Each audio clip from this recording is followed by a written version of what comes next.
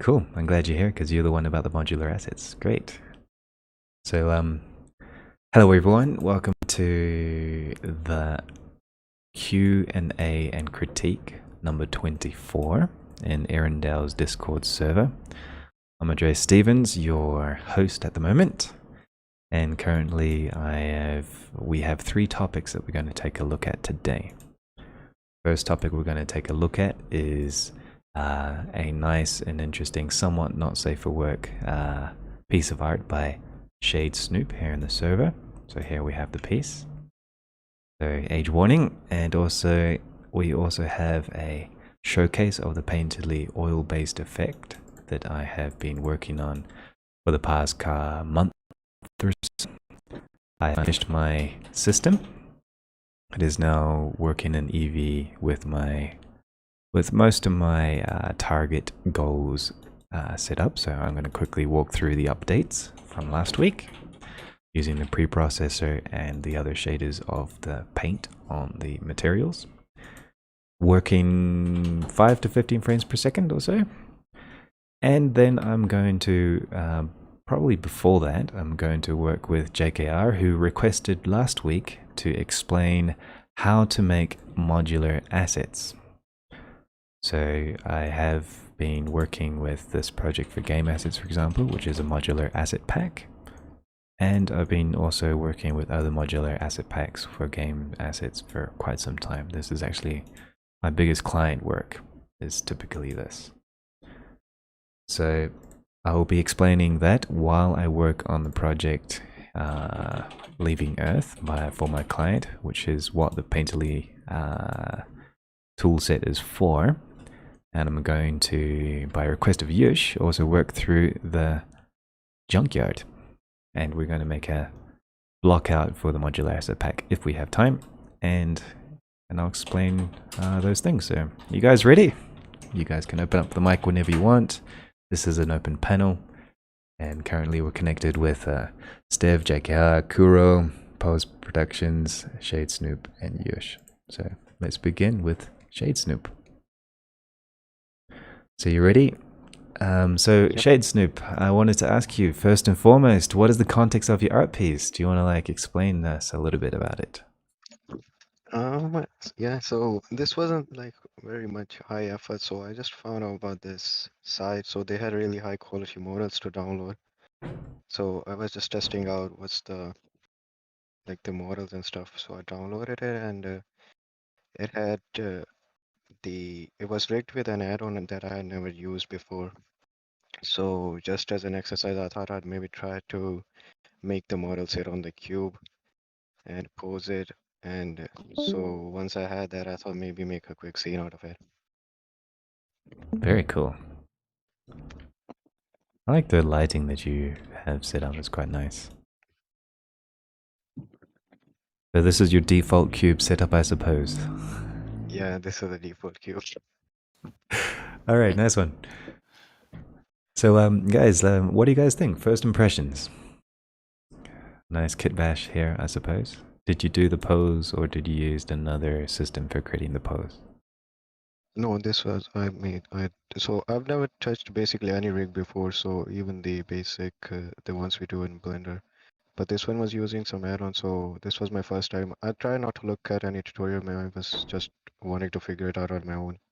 So I had to just spend like 1 hour just from the basic T-pose to have her sitting like this. Gotcha. And you quickly rigged. Did she come rigged, or you said you used an add-on to make the N rig? n n- she came rig, but it was with the add-on, so I had to download the add-on too. I think it was Okay. a Raycasting or something. I don't remember. Okay. Yeah, there's a number of good ones. Yeah. All right. So you use the And automatic weight painting as well, or did you paint the weights a little bit in that hour? the weights for what? The weights for the rig, like the skin weights. No, everything was like this. I just had to move the points. Okay. So my next question is, how did you do this glass effect on the shader, the rough glass effect? Yeah, first try to just have a glass with a noise structure into the roughness map, but then I looked around online and I found one that had the roughness, the noise pattern going into the bump map. So this is just that. The noise goes into the bump map of the glass. Alright, so it's actually behind the glass plane, more or less. Yeah, Gotcha. And ran it in cycles or Eevee? cycles. Gotcha. That's why you got some nice bounce light. Alright, so would you like a critique on your piece of art, or would you like to just leave it at that and come? No. I'll take all the critiques. You take all the critiques, yeah. Yeah. Alright, good. Brave. Right, so my first critique is usually about rigging, but since this is your first time, this is not really, it's not going to be contextually useful, but in the future, when you, whoops, sorry. In the future, let me just get out of the full screen, the zoom in mode. The hips are something that you really need to look after when you come to weights. Hips and elbows and armpits. Hips, elbows, and armpits, and behind the knee a little bit. So I'm going to whip out a pen.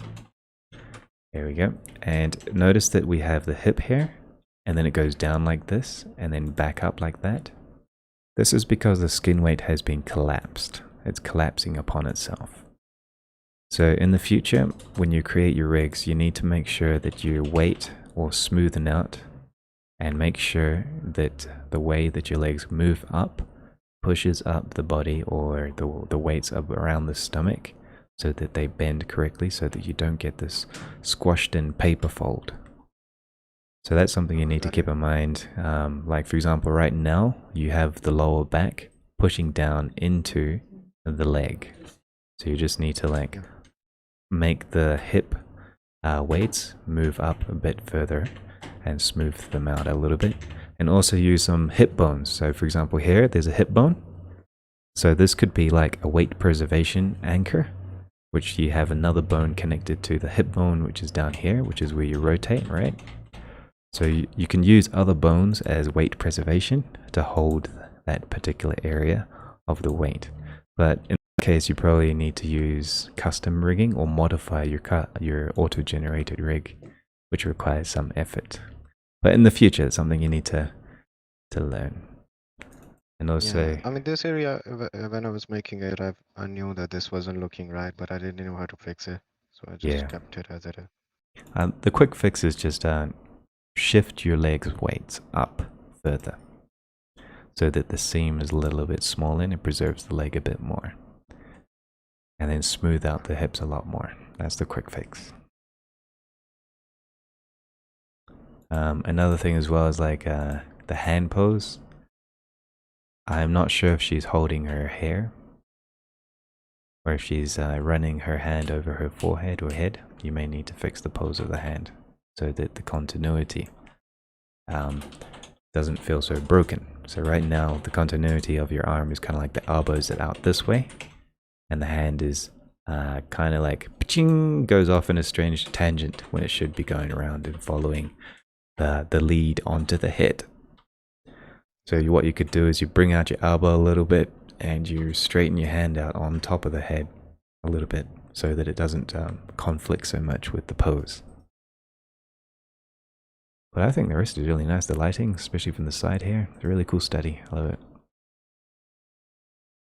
The pose of these legs here are quite nice as well. Like this part here is pretty cool. It's just little things. Same with also the pose of the shoulder. If you take a look at the shoulder here, because she's lifting her arm up, the shoulder should also lift up too. Because to lift your arm up, it pulls these muscles from the clavicle, which means it's pulling up your entire shoulder blade to lift the arm up. So in this case, her shoulder is kind of straight, and then the arm goes up, which also feels a bit broken. So you need to just lift the shoulder blade up a little bit, which means all of this part of the thorax would pull upwards a little bit. So if you've designed the rig right, it should do this automatically. But if you haven't, then you have to pose it manually. So that's something you need to keep in mind. Do you have any tutorial, any resources about the weight painting and rigging? let me just quickly, there's a really good rigging tutorial for beginners that I know. He put up a whole entire course. It's about 11 hours of content because rigging is complex. But let's see if I can dig it up for you. 1 second.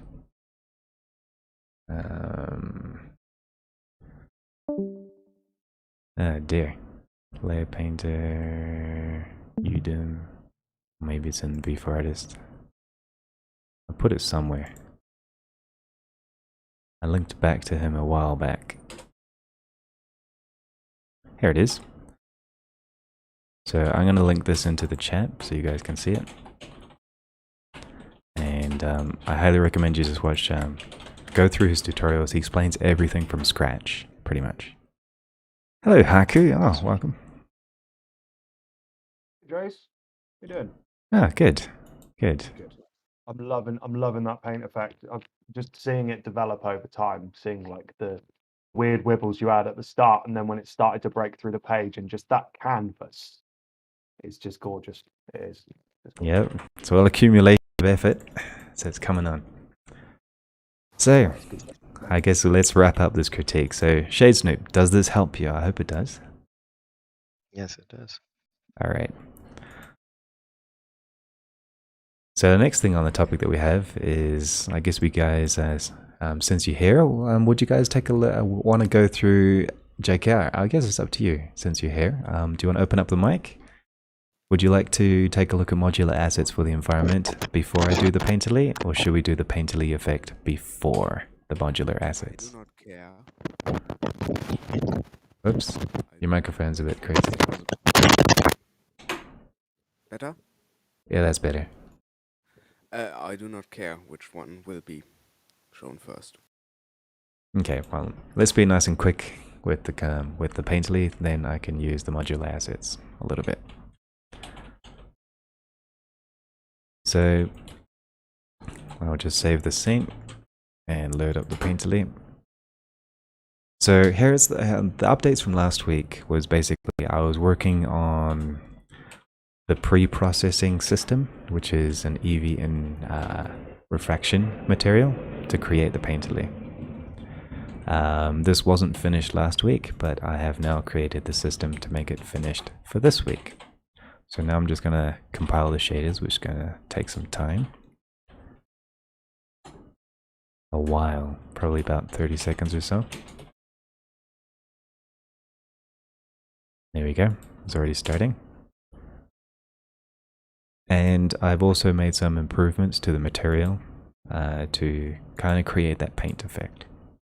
So the things that I've integrated is that I needed paint smudge, where you blend the colors onto wet paint sometimes. I needed a paint texture so that you could see the texture of the brush strokes on the canvas. So it actually looks like thick physical paint.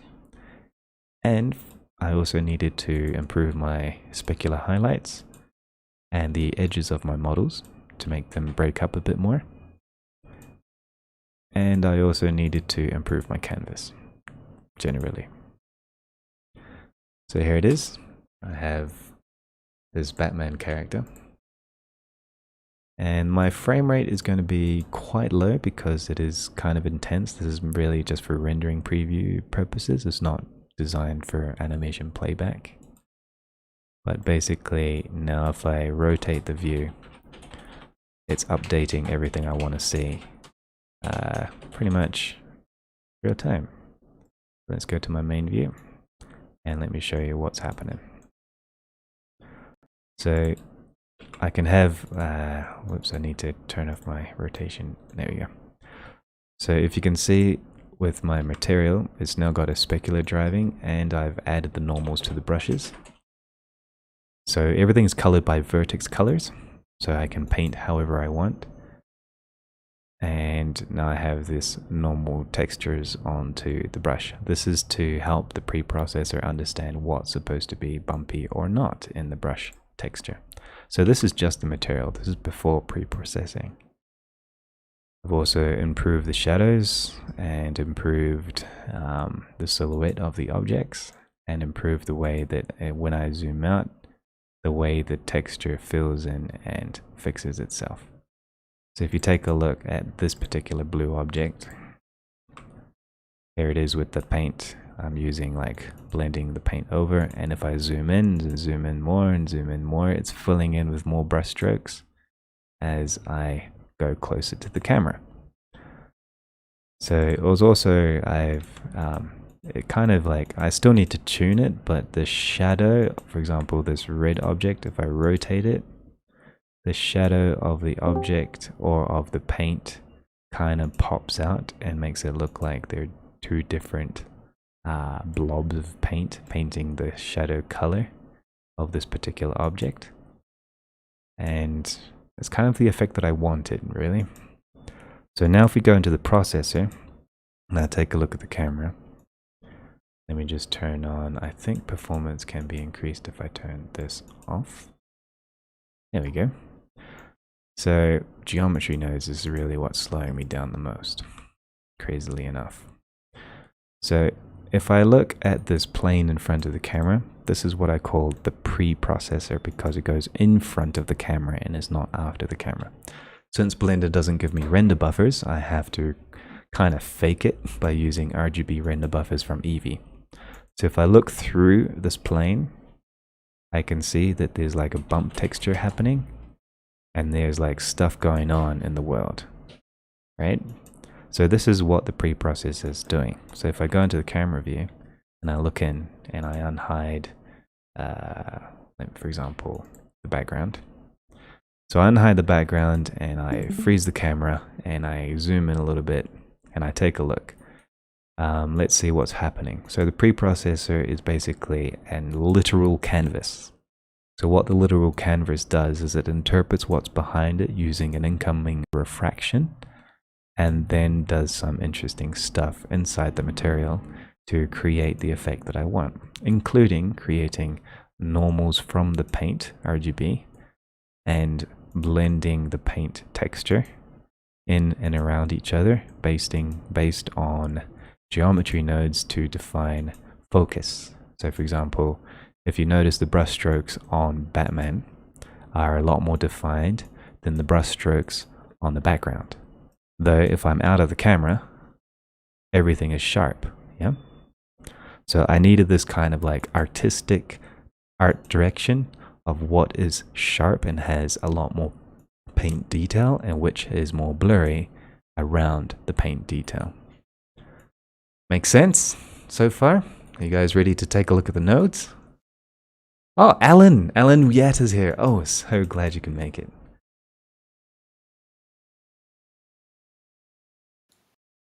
Yeah, that looks awesome, Dre. All right, so Alan, I've been talking with Alan in Instagram over the past week because he took note of the technique.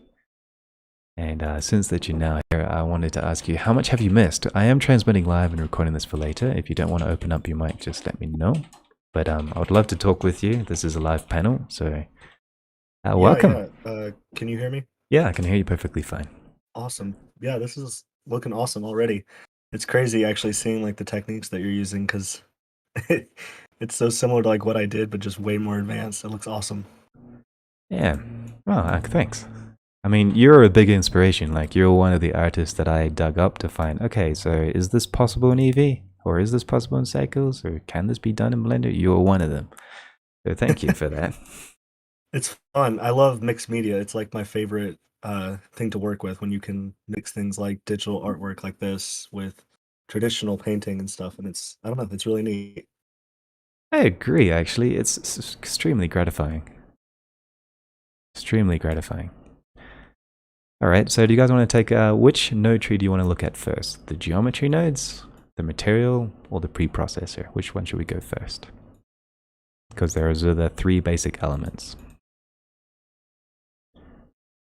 I'd like to see the preprocessor probably the most. All right, let's take a look at that.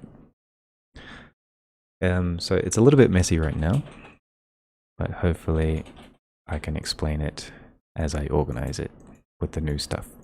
So as you can see, the old stuff is the stuff in the black boxes, and the new stuff is the stuff outside the black boxes. All right. So let's go over at the beginning of the tree, and let me just zoom in, and I'm going to hide the background depth of field plane, which is the geometry nodes plane. That's why the performance tanks. And then I'll just go from here into turn on my lights so that we can see what's happening, and make sure I have my scene world turned on. Right, somebody prints screen nodes. I think you need a few more nodes there, Andreas. Yes, a few more.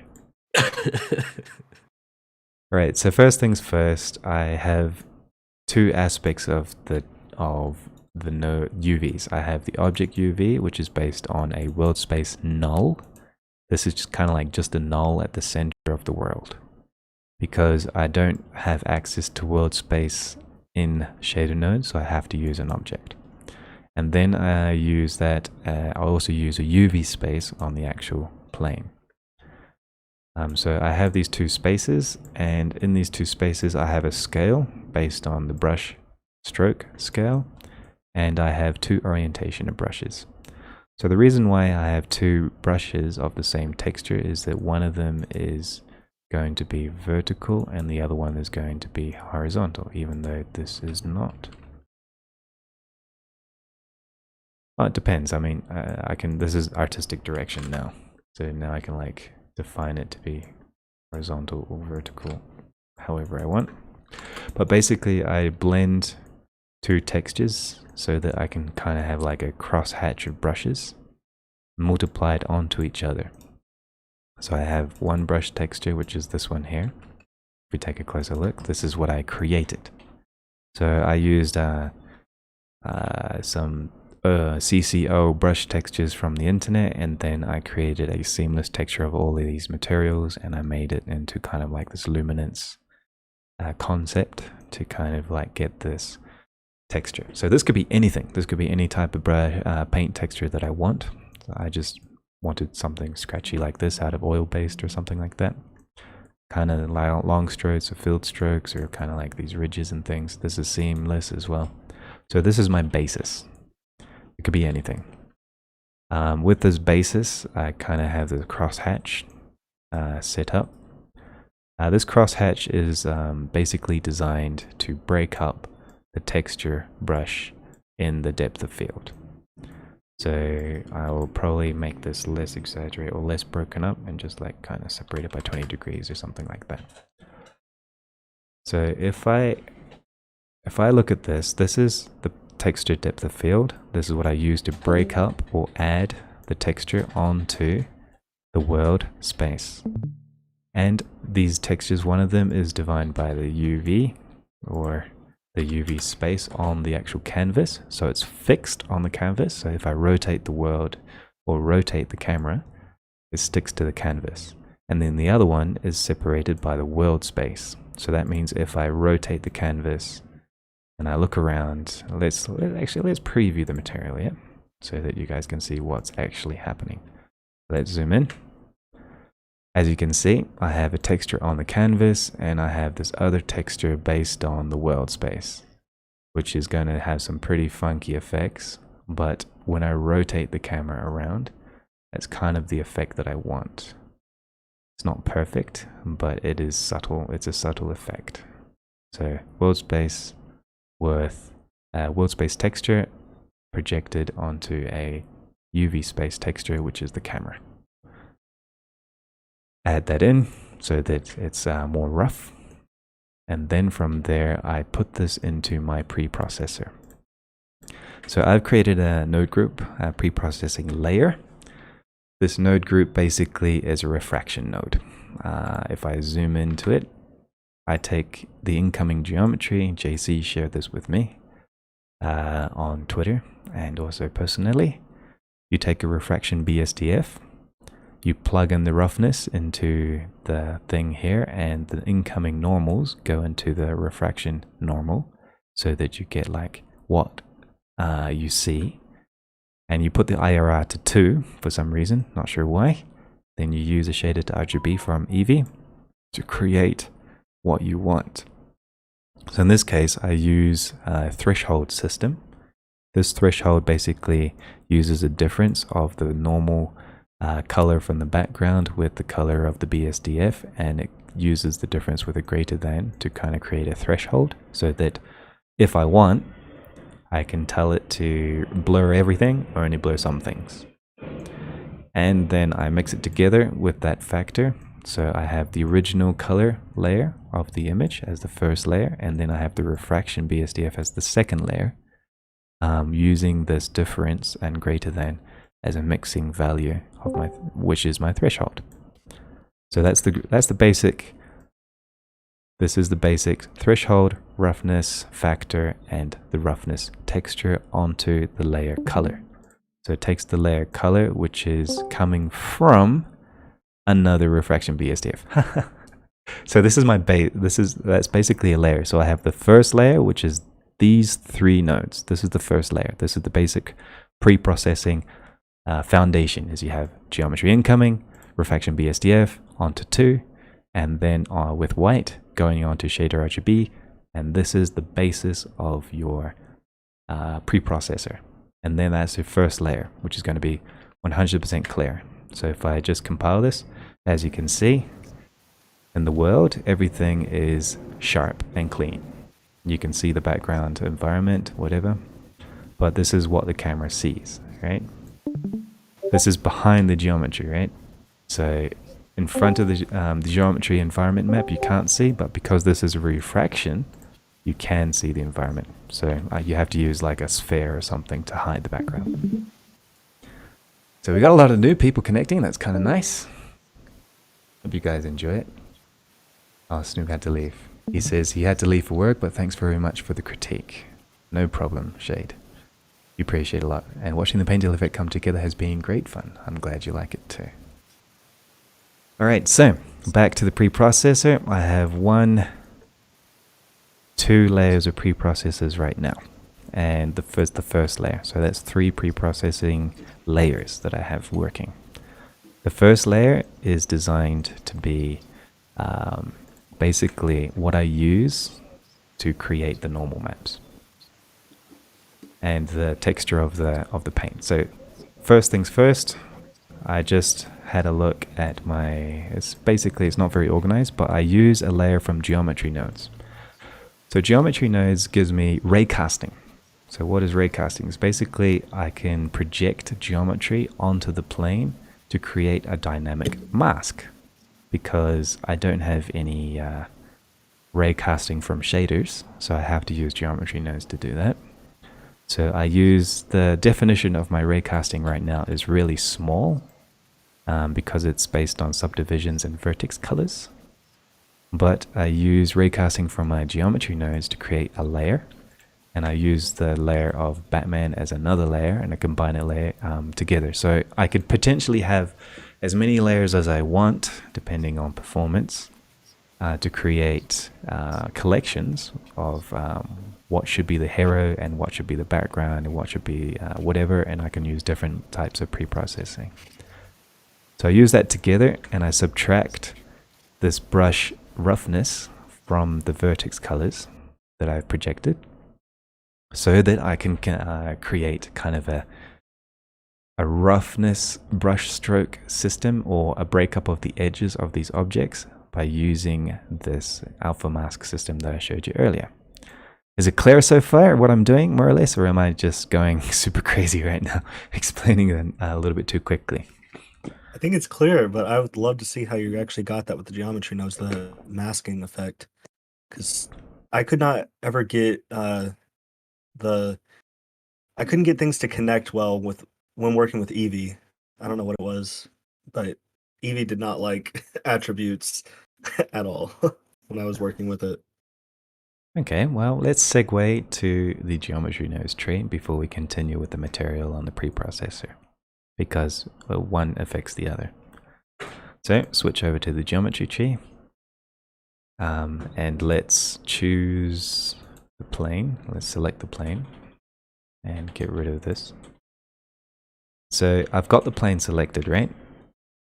And I've got the plane is like sitting at the camera and the rest of the world, okay? So this is important. So if I zoom in It's a really simple tree, super simple. Basically, the first things you got to do is you got to set the camera direction, which means which way does the ray cast. And then from there, you choose, okay, so to what layer do I cast? So you use the Raycast node. This is the legacy geometry nodes. I don't know if this is possible in the fields, but if you are using 3.0, the latest versions, just go to experimental options and turn on legacy nodes. So I'm using an older build, which only has the legacy nodes for stability reasons. But if you want to do it this way, you would have to turn on legacy geometry nodes. So I take the collection and I use a Raycast. Raycast has two things: geometry, which is like where do I cast the ray from, and which is a ray direction based on an attribute, and a target geometry. So basically what I needed to do is I needed to subtract the vector of the geometry of the plane and the location of the camera, relative location. And I needed to write this vector subtract from the attribute to a vector and make the result called direction. So I'm using the position attribute of the point, and the direction is what I write. So direction is a new attribute. What I usually like to do to kind of like make things a bit clearer is I use a string, and I could say direction in the string so that this collects into each other, and then I just plug into the ray direction. So now we know this direction is the same as this to here. Yeah? I could do the same with all of them as well. Ray direction and just plug into the other one. But as you can see, because of the fields nodes tries to solve this problem, it's going to be a little bit messy, but now we know. So now we have a level. I call this a new attribute, which is what I write is hit. So now that we have the target geometry, which is the collection, we have the direction based on the camera attribute, and we have the attribute of the ray direction, which is based on the direction which I have written as the attribute here. I use the Raycast data, which is the geometry execution line, into an attribute conversion. So this is the important part to get it to work with Eevee, is I need to take the face corner data, which is the vertex color data, and I need to turn it into a color data and write it to layer 1. So if I take a look at my object here, into the vertex colors, and let me just zoom in so you guys can see that here. In the vertex colors, I have my layers pre-written, and this is where I'm writing the data into a vertex color. So the attribute convert node changes the face corner data into color data inside the vertex point data called, or face corner data, sorry, which is vertex colors, layer 1, layer 2, layer 3. So I put that together, and then I use that same vertex color into another layer, another collection, write that color back into another raycast. The green lines are kind of like execution lines, I guess. So then you go into the Raycast, and I do it 3 times, and that's it. So that means I have my Raycast from the camera and the geometry. Is that nice and clear? Should we go back to the shader now? Sure, this is cool. Yep, so it's a pretty simple tree, pretty simple thing. So here it is. Vertex color, layer 3. Vertex color, layer 1. And the other one is layer 2, which I haven't been using yet, but I do have it in the tree when I need it. So this here is my texture.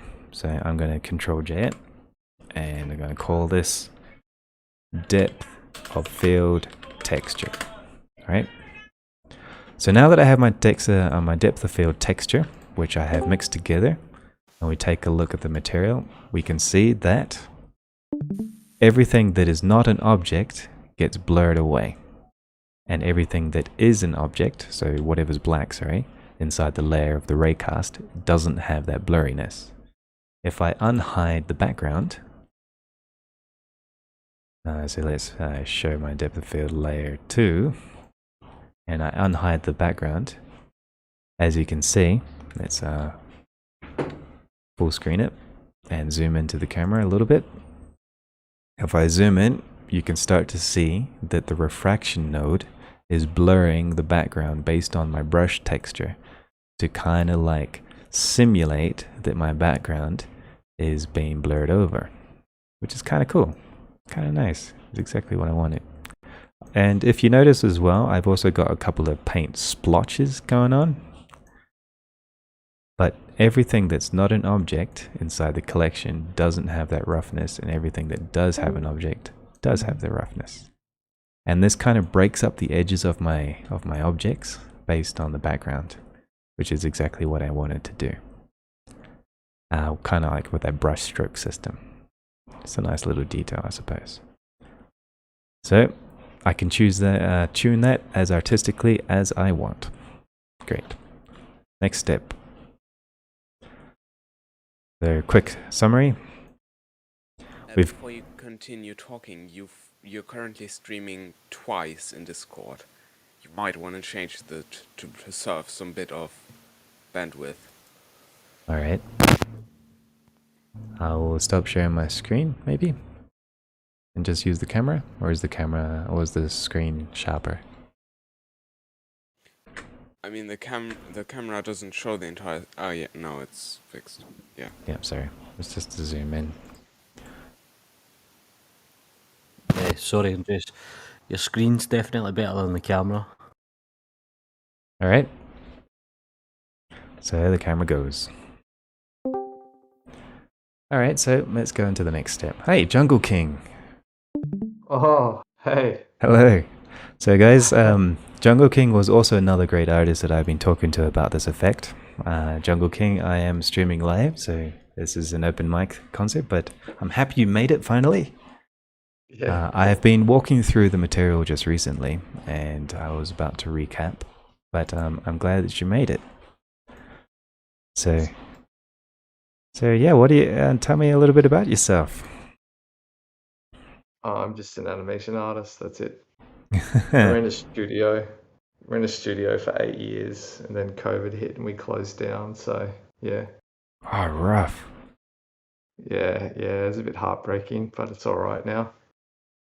Oh man, sorry to hear that. All good. Part of life, different road to take. That's right.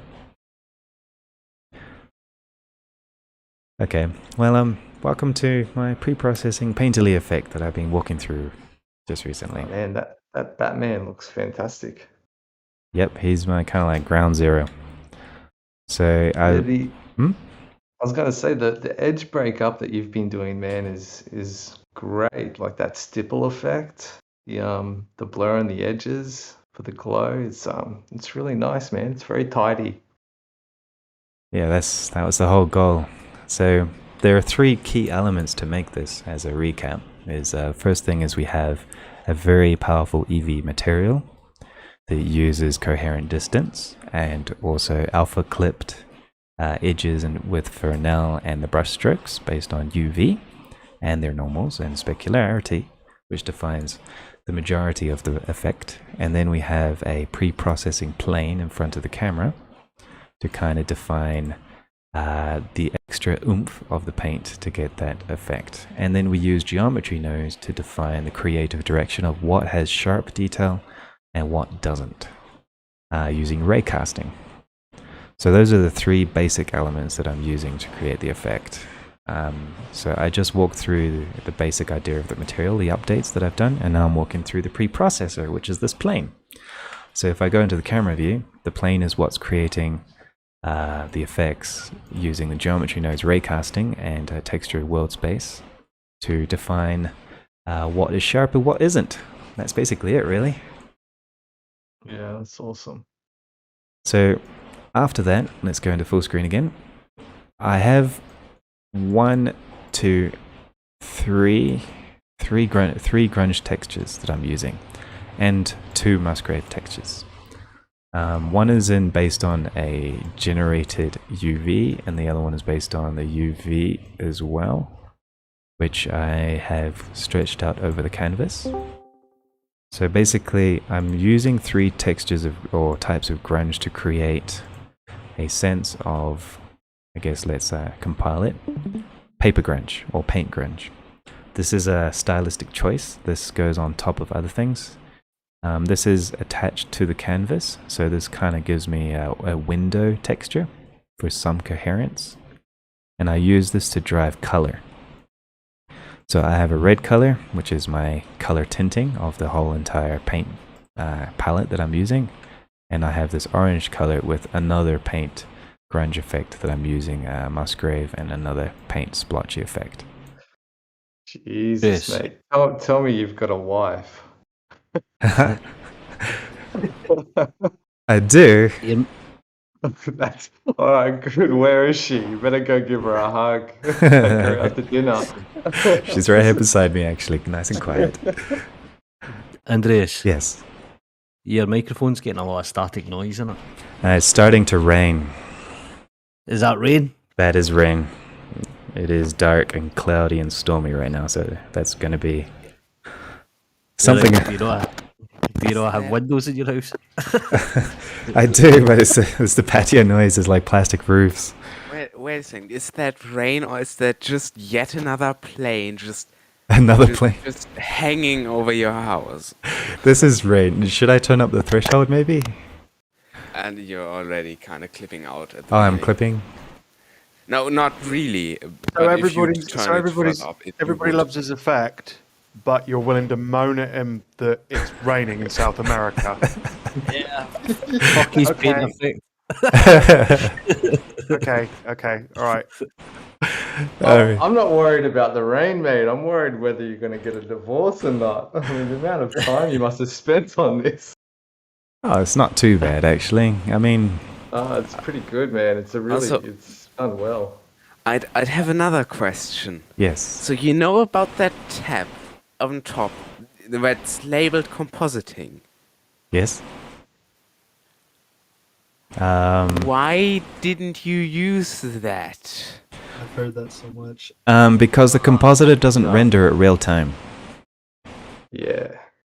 There You you can go. see everything. It's like, Blender. You'll render it out in the end anyways. But I would rather render to disk and then just give the video to the client and position my lights, see my animation, do the composition, Okay, set my that's lighting and valid. all that before I even hit the render button. exactly. That So look dev, baby. All about that look dev.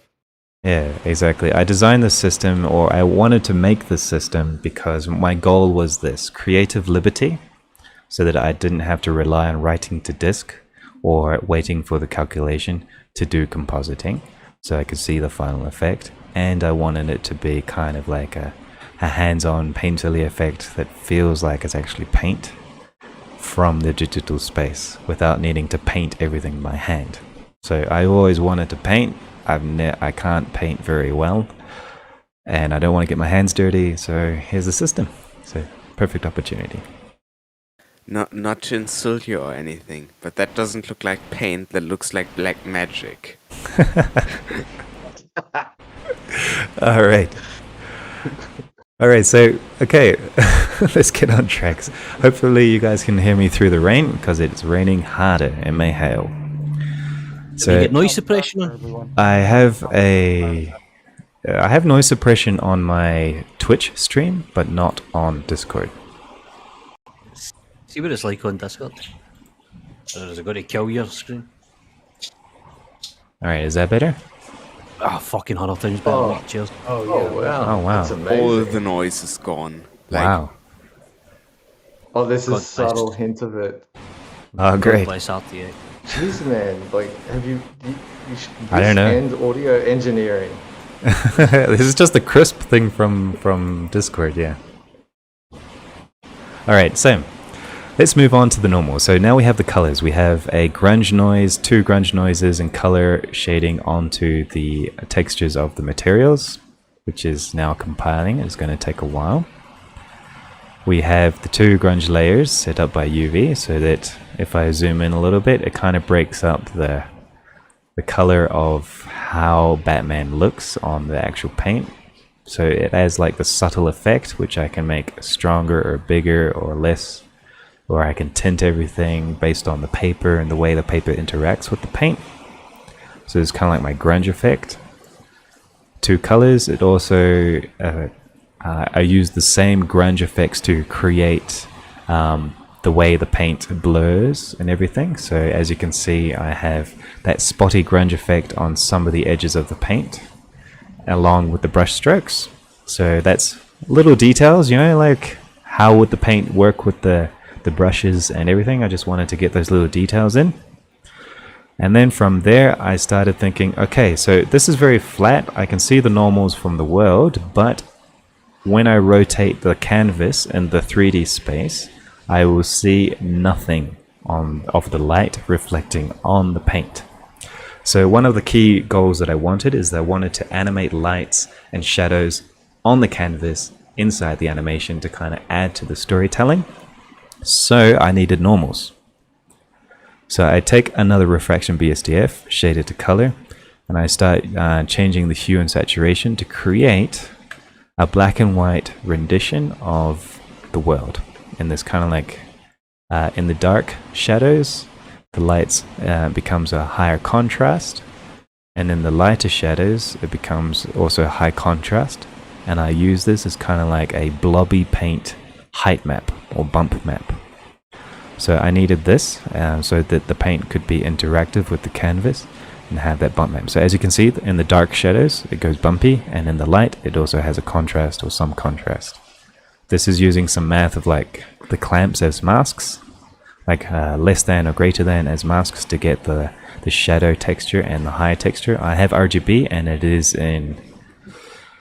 is clamped, unfortunately, so I have to use it's not very high detail. And also because of Eevee, these samples, these are all like tiny little samples. The problem with I cannot get a very high texture detail, so I have to make the roughness of this texture kind of blurry to actually see it, because if you zoom in a lot you can see that everything is sampled.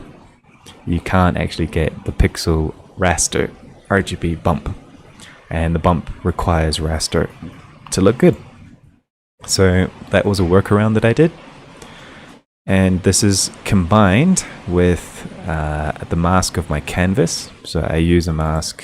This is just a painted mask that I created, but in the future I plan to make it a lot more dynamic and actually move the mask around and move the canvas around, like move the camera over the canvas as if you're like painting in the shots and everything. So probably use a driver on the plane, so if I move the camera to the right, the canvas moves to the left. So you see the canvas texture move to the left as the camera moves in the 3D space to the right. That would be in the future. And also probably try attach the frame rate to the actual canvas edges so that they jitter around a bit. And I use that mask with the bump and I subtract it from itself a little bit and do some little mathematical stuff so that I can drive the roughness. So I have a different roughness based on the canvas, I have a roughness on the paint based on that. Let's take a look at the roughness map. All of it together, it's basically full screen it a little bit. It's very subtle. I probably need to exaggerate a lot more, but basically it's adding the paint roughness onto the canvas. It's very subtle at the moment, so this is still a work in progress. And on top of that, I also do I add in the normals from what I got from the pre-processing data, and I add those normals on top of the normals of what I see in the world. So if we take a closer look and go full screen here, as you can see, the normals of the paper is very clear, but the normals of the blobs of the paint is very blobby because of the sample system and the blurring that I used. But we have some kind of paint blobbiness which will affect the lighting of the canvas. Great. And on top of that we have the fake specularity from the lighting of the world based on the material. So I did a workaround. I couldn't get shaded to RGB raster data to drive the normals of the canvas, so I decided to put the normals into the material instead. That was my big breakthrough. So the texture of the paint is actually, it's a lot more interesting if I actually keep the normals on the actual material. So as you can see, I have the paint normals shining through as an actual RGB data, not actually lit data, but I do have some lighting abilities in the canvas either way. So I combine that all together with masking and other things so that at the end of the day, my preprocessor, it goes into a single PBR material so that I have shadows, light, paint, texture, blurring based on an alpha mask of raycasting, and there is my painterly effect that I'm very happy with, and it's good enough to actually start doing animation tests with. So as you can see, I'm faking the normals along with the blobby normals of the actual canvas so that I can rotate around the character or a sphere or something and see the light affect the actual canvas. So what do you guys think? Am I there yet? Is it good enough? Should I move on? Do something else? It's amazing. It's good enough. You should definitely do something like else with it. Witchcraft. I have a question. Yeah. Is your height map for, like, say, those blobby areas, like where the paint are they actually covering up the canvas, or is it just being like mixed together? Oh, the height maps? Yes.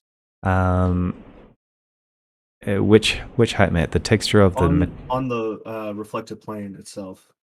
Oh, okay, so like the paint texture? If you go into like where you were just showing like those blobby height maps that you made off of Oh, here in the preprocessor?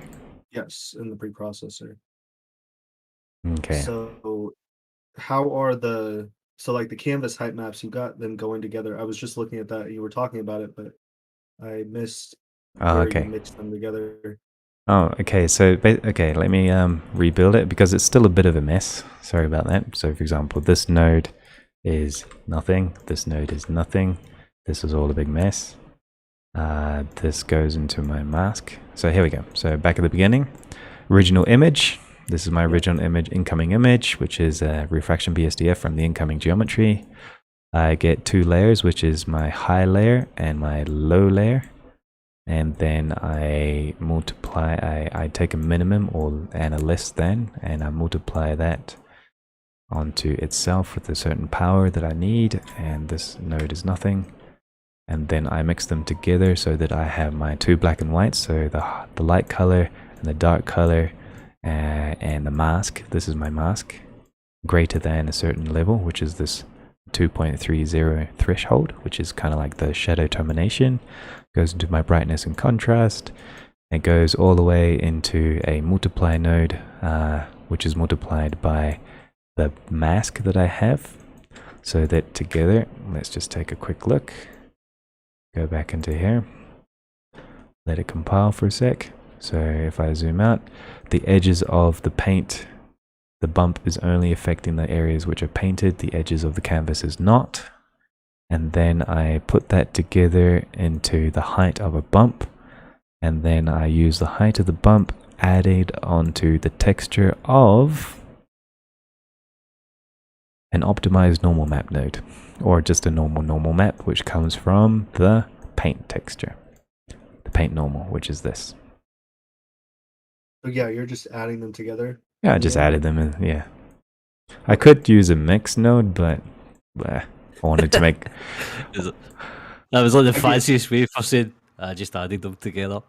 Yeah, I get it, like adding them together. I guess the reason that that came to my mind is just because, like, when you're painting on a canvas, and like actually traditionally, the paint will like fill in the gaps almost, if you think about it, instead of instead of Yeah, being that's on one thing top. I was pushing the thinking of effect as more. well.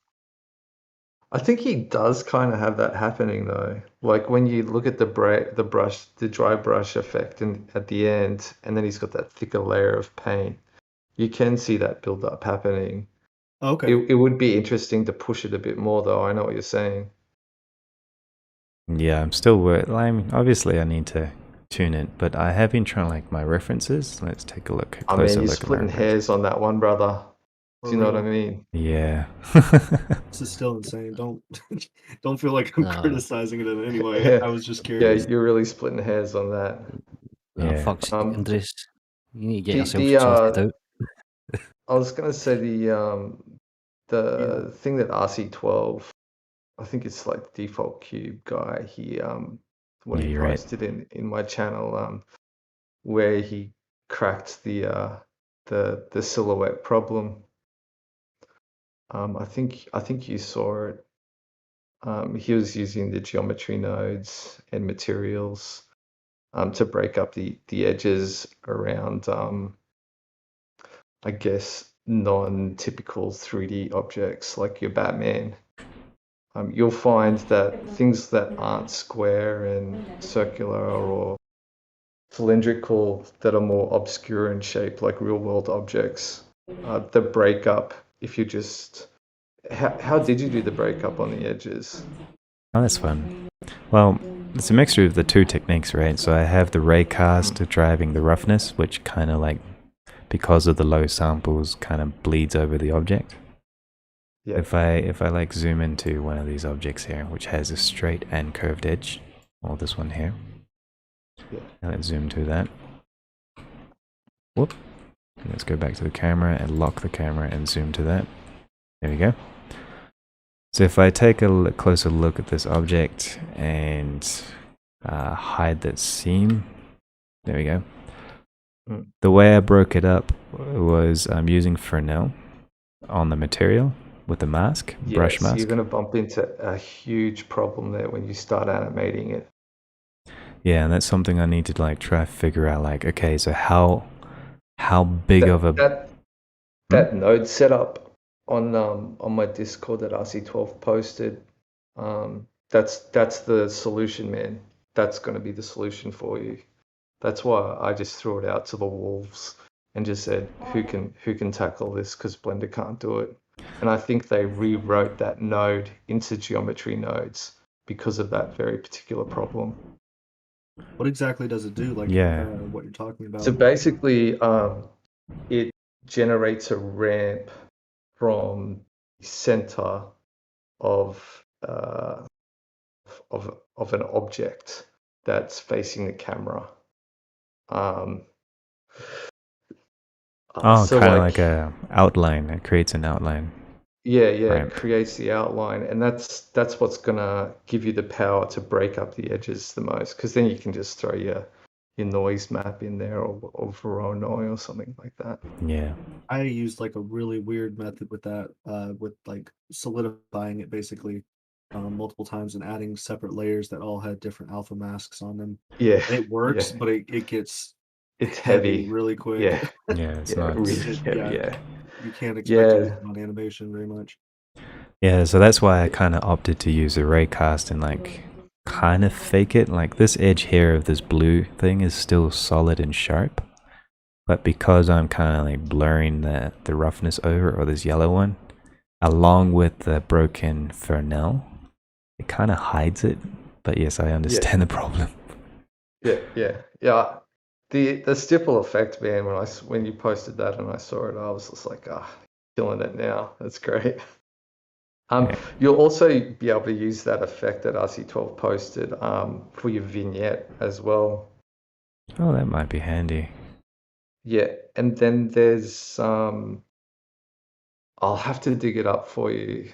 It's like 5 o'clock in the morning here, so it's not going to be now. But there's an old hack you can do where you can use the color ramp like in Z space, so the objects will look like they're fading in from the distance. Oh yeah, I know what you're So talking about.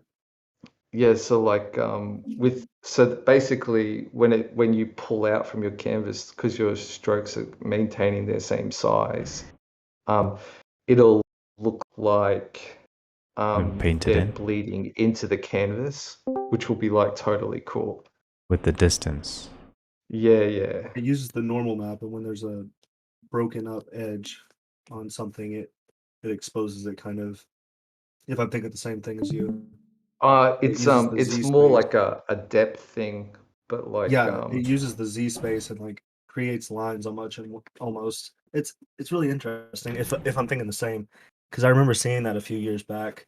I tried using it for like basic outlines and stuff, but it didn't really give me the effects I was wanting. Gotcha. It sounds kind of similar to what I'm doing with the brush stroke sizes. If, like, for yeah, example, yeah, yeah. if I Yeah. Did select you go the into the object shader? Yeah.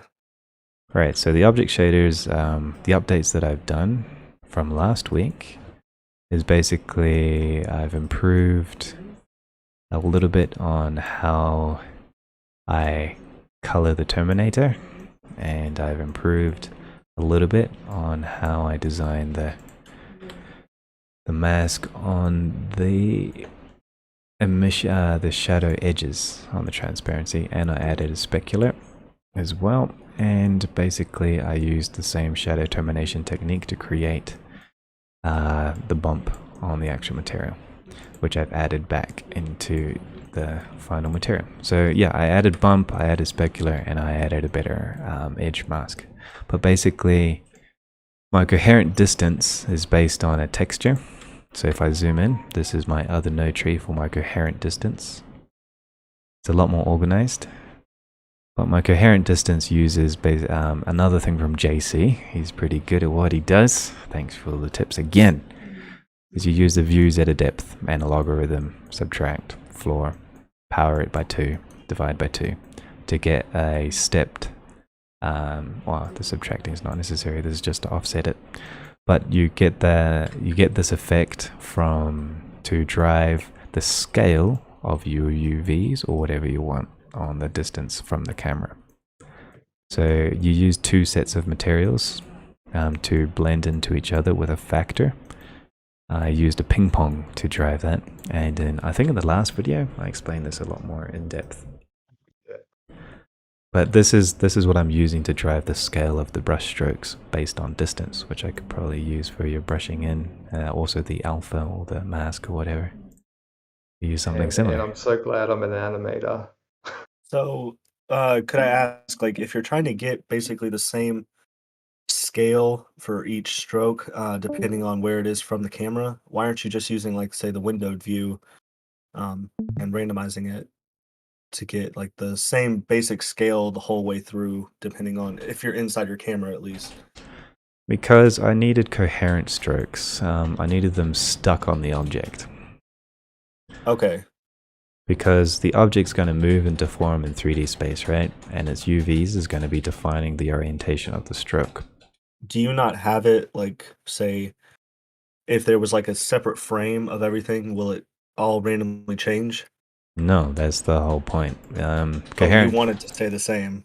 I don't want it to jitter too much. Gotcha.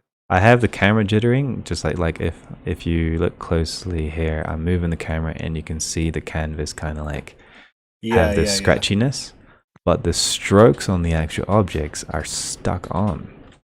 And if I zoom out, the strokes keep their dimension on the actual object. So I'm using the same brush to paint that object into the canvas. No, that's just so cool, man.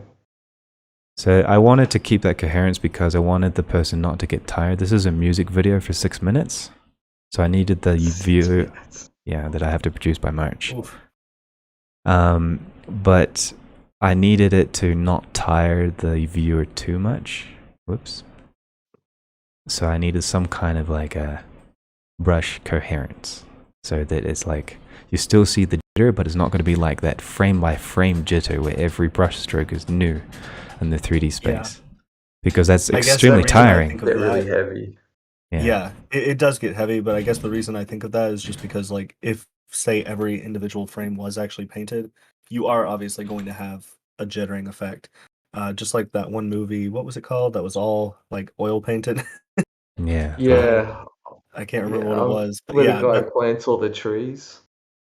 I I can't remember actually what the story was, honestly. Something darkly, a scanner darkly. I think I'm Painted actually. movie. Oh, I you're think talking I about the was modern watching one. a like documentary about exactly that movie a few minutes ago. Oh, Loving before Vincent. Loving Vincent. Oh, Loving Vincent. Yeah. Yeah. Like they do like different techniques all throughout that movie, but like a lot of it is very jittery, and I think it's just because literally each one is individually painted. So Exactly. There's kinda not hard a, not to. and that's the issue with the whole debate of MPI. Like, how coherent do you want the brushstrokes to be? Yeah. So one of the things that really spoke to me was digital coherence in video games, where they do their pre-processing. Well, it's not pre-processing in this case. They use the render buffers along with the depth and their particle strokes, and based on the normals and things of their objects, so that you have stick-on brushstrokes into 3D space using their frame buffers. So I wanted something very similar to that, because you play the game and nothing is jittering, and it feels great. I kind of like that concept, but I do like the kind of hand-painted jittering effect to some degree, but I don't want it to be too strong so that it tires the person out. No, I agree. I like that. So I needed to kind of fake it and balance it, and I wanted to do it inside Eevee as well, so that I could like build, model, and also light and animate directly with the effect without needing to render. I was planning to do it in Unreal Engine, but I really hate the bottleneck of exporting to Unreal Engine, so just avoid that completely. I don't blame you. I think one thing I keep thinking is your vignette. Like once you, Yeah, that needs some work. I know. I think if you actually bring it in more, so when I was doing my masters, I wrote a paper on this, and it was basically about old school paintings, and the way they used to do vignette before the camera was they just wouldn't paint on the canvas. Like they just Yeah.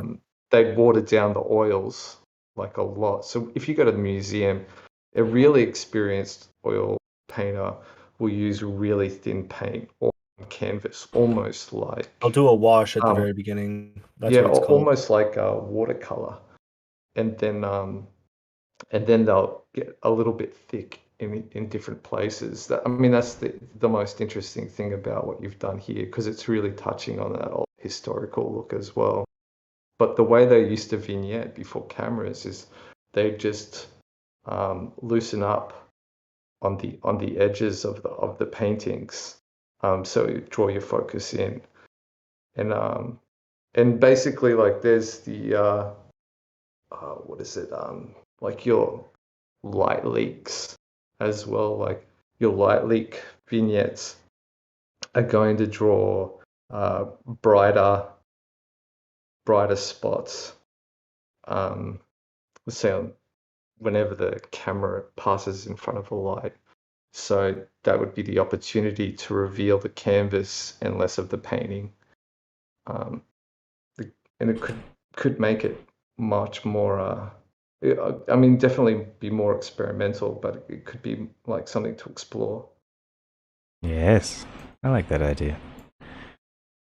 I'm still like, that's the other thing I need to work on is, okay, so the edge of this canvas is this really simple setup, which I really don't like. So I need to make this dynamic and tunable, which is what you have, which is what you suggest. So that's probably what I'm going to work on over the next couple of weeks. But I first need to do some animation tests to see what frame rate do I want to work in, which one's easy to watch, which one isn't, what camera frame rate do I want, which character frame rate do I want.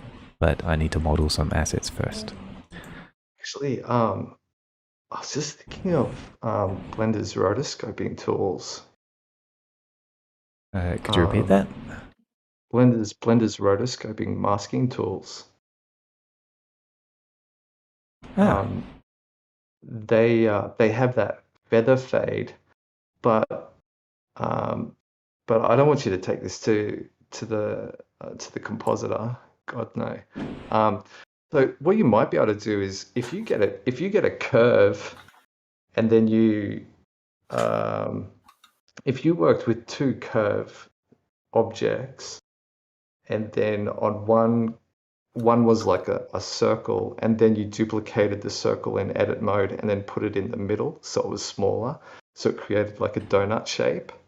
Oh, right. You could probably use that as your fade for your vignette. Oh, actually, I did do that. I used a null constrained to the surface of the plane, and I used the null as my object position for like a dot, a radial dot or something, inside my With the shader material. curve, you could get more than the dot.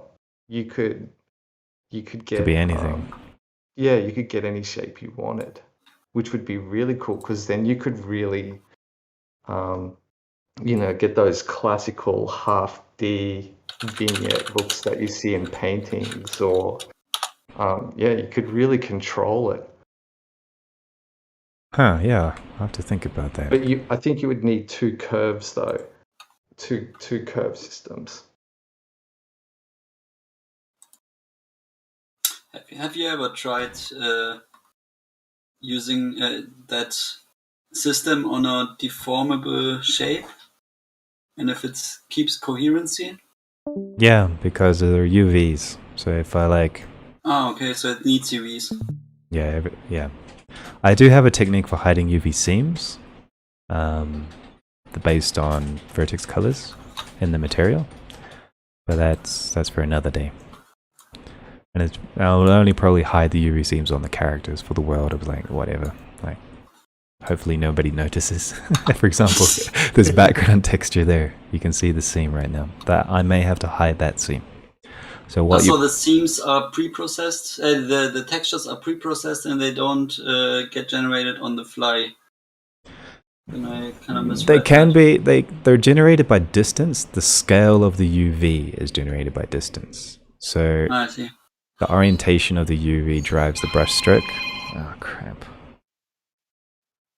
Sorry about that. The orientation of the brush strokes is set up by the UVs. The shadow is different. So it's reprojected by view. Kind of.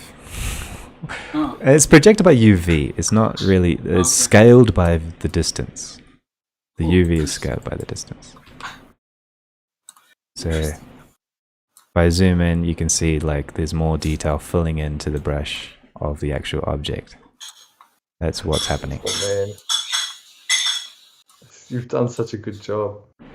Still not finished. By the time you add animation, audio, editing, it's world going to building. be fantastic. Yeah. Yeah, I can't wait to see it in the final product. All right. When's the deadline? Is it like end of February? March, right? Yeah, early March, end of February. Ooh. So I still got a couple of months to go.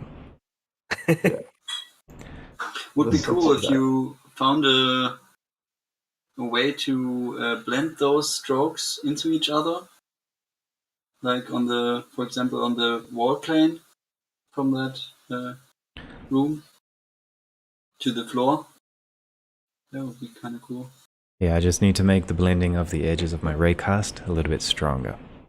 So I'll give you guys a sneak peek of the world. We're running out of time. JKR, we will have to continue the modular aspect of modeling next week because I'm running out of time. But this is a sneak peek of the world. Basically, the story is a sci-fi based on a character with a robot who discovers a robot. He's a DJ, kind of a little bit deadbeat with his life. He discovers a concept or a character that drives him to kind of have a mental breakdown, and he goes through the city and he kind of gets lost until he finds the robot in a junkyard, and he starts repairing a spaceship to get off the planet. So this is a first episode of a saga by DJ Unknown, and the style, these are my references that I was using. Based off two particular artists that I really enjoyed. I love how you use Blender for your style guide. I've never seen anyone do this before. That's awesome.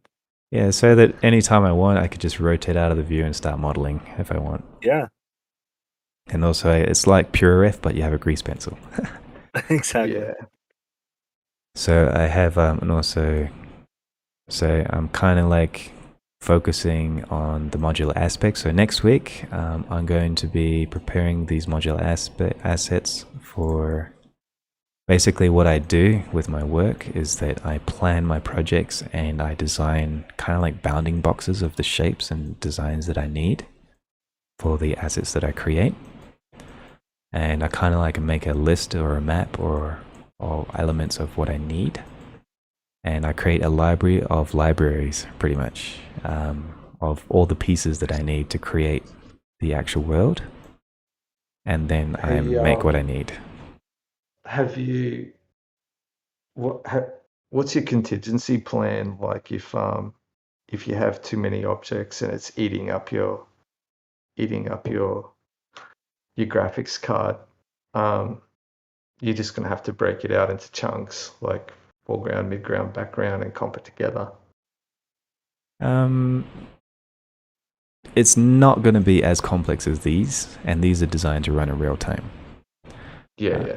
So I don't think I'm going to hit that cap because I only use one material for the whole entire scene, or two materials, one for the background, which is the sphere, the world sphere, and everything has the same material. Every single object has the same material.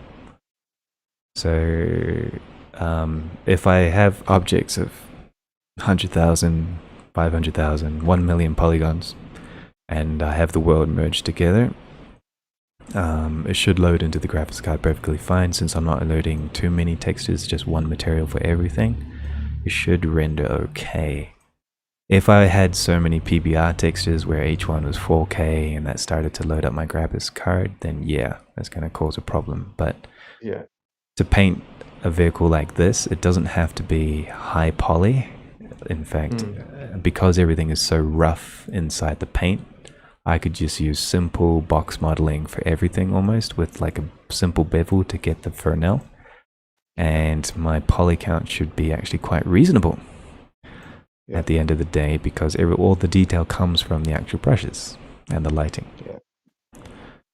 So I don't think... I'd do a stress test just in case. I don't want you to get close to your deadline and then have a hard do time. a quick stress test maybe. Just throw like And also, 500,000 objects. yeah, and my contingency plan is this. Basically do what the original artist did. Character and nothing else. Character, lighting, and just the vignette of the canvas, and kind of work this concept of that'll work. Super minimal worlds. If the world is too complex, then just dumb it down, make it flat, and work on the lighting of the character and the expressions of the character, and focus more on the rig and the animation of the character. It might be a good opportunity to explore the material as some kind of matte painting instrument as well. Like that could be good. That's true. Because yeah, it'll be easy to make matte paints with that now. Yeah, exactly.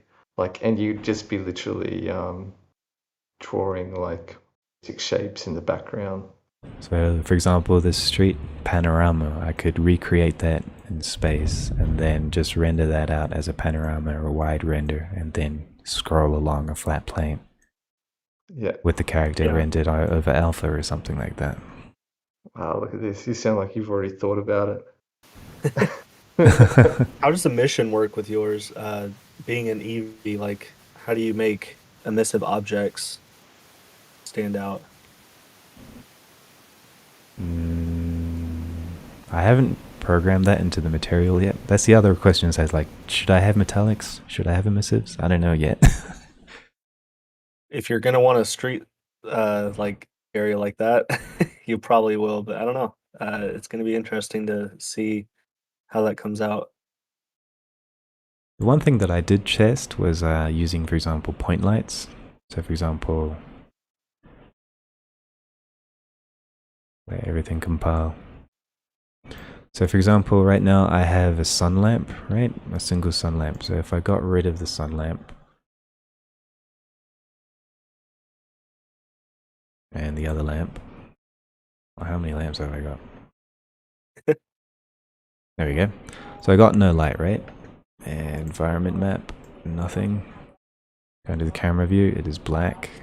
It's because it's not compiled correctly. That looks fantastic like that. What That's really cool. Silhouette almost. So what I can do is like, I can light it intentionally, and because it's a pre-processing system, I can like get the spotlight, make it relatively strong, and then I go into my pre-processing home. There we go. Bump it up another 10 times, and I can light it to however I want in the 3D space. You know, you would that's end up just almost like a using. Francis Bacon painting, or like Gordon Shepherd's painting. Like that's solid. That's great. So then because it's the pre-processing effect, I don't need to like worry too much about detail if I start lighting it in a intentional way of like, okay, so now he's in the dark, the background's in the dark, the painting's in the dark. If I want, I could like throw in a point light. So for example, point light onto the canvas. Let me just make sure it's there on the canvas. And use this point light. Whoops, there's a sunlight point. So now I have, let's go into the camera mode. And I can light both in the 3D world and light onto my canvas to create the effect that I want. So Yeah, I'm not sure about that. I think you know, like I was thinking about the emissive things, like the other fellow like was the saying lights. about with the street scene. You know, like if you tackled it like a traditional old school painter, and just it's about putting colors next to colors, then I think you could probably get away with it. You might be able to use like a shrink map and like just paint particles. I mean, you could use a hair system around objects, or you could and then just to help create the light around an object for something that wasn't moving in the background. It's Yeah, funny because, actually, I'll share that. I did that like a super janky way like that for one of my projects. It was basically like fire, like a particle fire system, but it was in Eevee, and I had this like shader on there, and I wanted it to still give off that like emission effect. So literally, I just used like a point cloud and assigned point lights to it.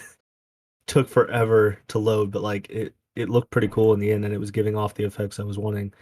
Not perfect, but it's interesting when you try to combine things like that. Yeah, I'd have to start creating the elements.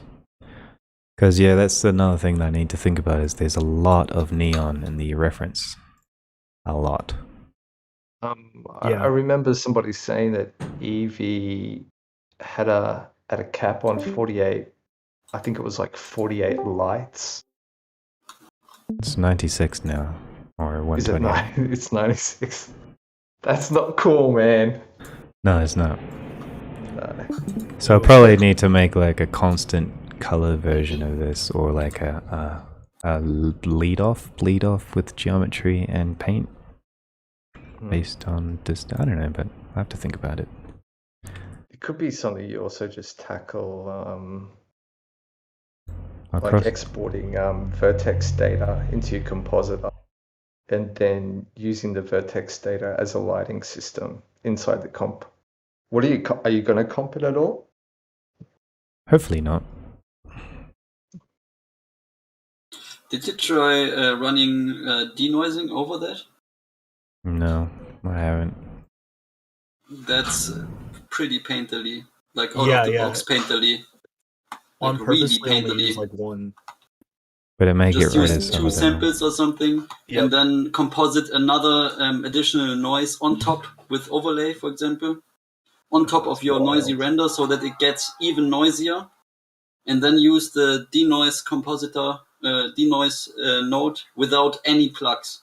Like, don't plug normals, don't plug albedos, don't plug anything but the noisy image, the even noisier image with additional noise, and it's super painterly. It's really painterly out of the box.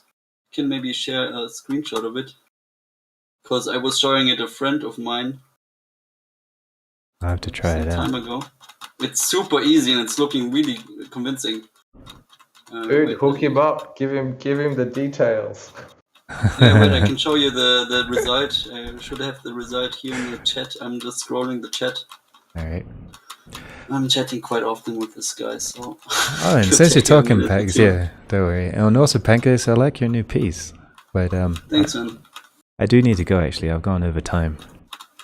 I just shared that video if you want to check it out.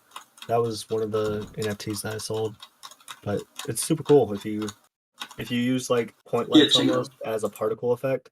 It gives off a luminescent type of effect, kind of. Where did you share this? In general chat, so above, just in the chat room. Gotcha. So wait, check this out. It's no processing at all, just the denoising.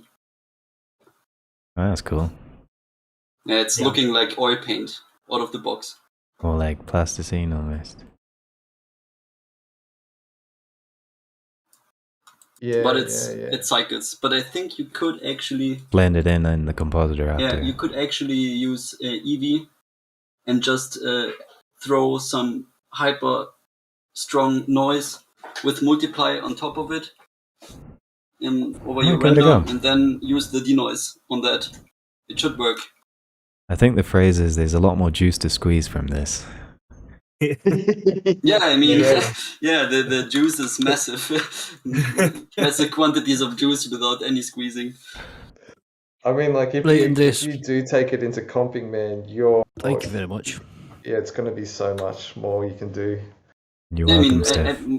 I was just thinking if you would throw your system and like the noise denoising on top of that, it would probably just look like a painting. Cool. I might give it a go. There's more Yeah, experimenting to do, but I need some assets first. Yeah. All right, guys. Well, I'm going to finish the Thanks for stream sharing, here. man. No, thanks for joining. I'm so happy you came here, Jungle and Alan. Ah, so good. It was great to talk to you guys elsewhere and then see you guys here as well. It's made my day. Hope everyone else here enjoyed as well. So I'm going to finish the stream here. So I'll see you guys same time, same place next week. I will have lunch soon, but we'll keep talking. Yeah. Cool, Let's go, man. man.